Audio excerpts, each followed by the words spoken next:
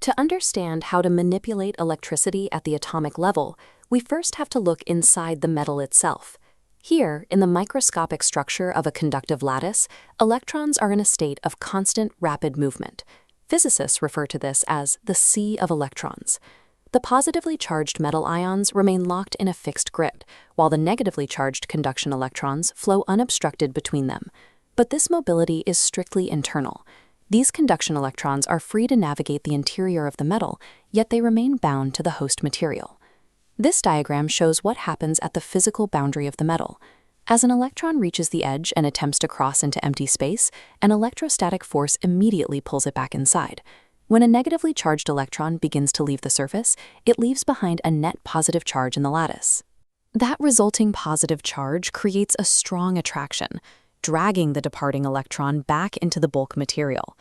To strip that particle away and utilize it in a vacuum tube or a particle accelerator, that electrostatic grip must be broken. The internal freedom of the electron sea offers no momentum for escape. The particle cannot free itself. It requires a specific external injection of energy to cross the threshold. The formal process of forcing this extraction is called electron emission. These physics notes outline the exact parameters of the phenomenon, defining it as the emission of electrons from a metal surface. Extracting an electron requires an energetic transaction. The system requires a specific payment to release the particle.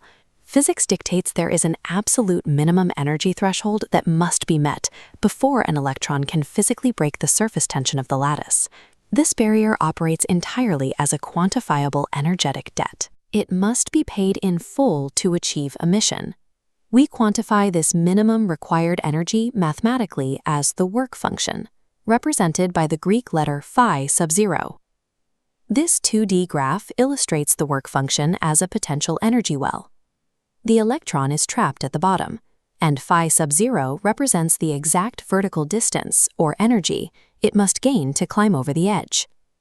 If we try to measure this microscopic gap using macroscopic energy units like joules, the numbers become too small for practical calculation. Instead, atomic physics relies on the electron volt, or EV. Notice the conversion factor here. 1 electron volt equals 1.6 times 10 to the negative 19th joules. We are operating on a scale nearly a quintillion times smaller than a standard joule. On this microscopic level, the work function is highly variable. It changes depending on the specific properties of the host metal. The arrangement of atoms, the physical nature of the metal's surface, and even the presence of microscopic impurities will alter the precise energy requirement needed for extraction.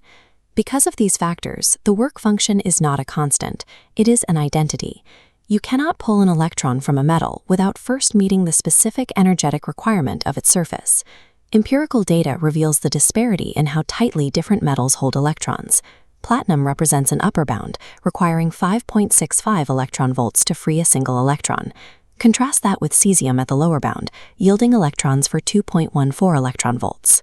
This comparative bar chart visualizes the difference in these potential energy wells. The platinum well is more than twice as deep as the cesium well. In practical terms, cesium will release electrons under minor stimulation, while extracting them from platinum requires a more concentrated application of force. Because this energetic toll varies across different materials, physicists have developed 3 distinct mechanical methods to pay the debt and force emission. The first method of paying the energetic debt is applying heat. This diagram demonstrates the mechanics. As thermal energy enters the metal, the trapped electron absorbs it as kinetic vibration. It bounces higher up the y-axis until it finally breaches the phi sub 0 threshold and escapes. The documentation formalizes this thermal extraction under the heading Thermionic emission. When heat boils an electron off the surface, the process is thermionic, and the newly freed particles are classified as thermions. Thermionic emission relies entirely on overwhelming the metal's work function through broad thermal agitation. The second method abandons heat entirely, relying instead on electric force. The text identifies this as field emission, an extraction method performed on cold metal. Doing this requires a sustained electric field of nearly 100 million volts per meter applied directly across the surface. Here, the potential well diagram shows how this works. Instead of pushing the electron up, the external charge physically distorts the barrier. It tilts the well sharply, thinning the wall until the electron is drawn into empty space. The lattice temperature never changes.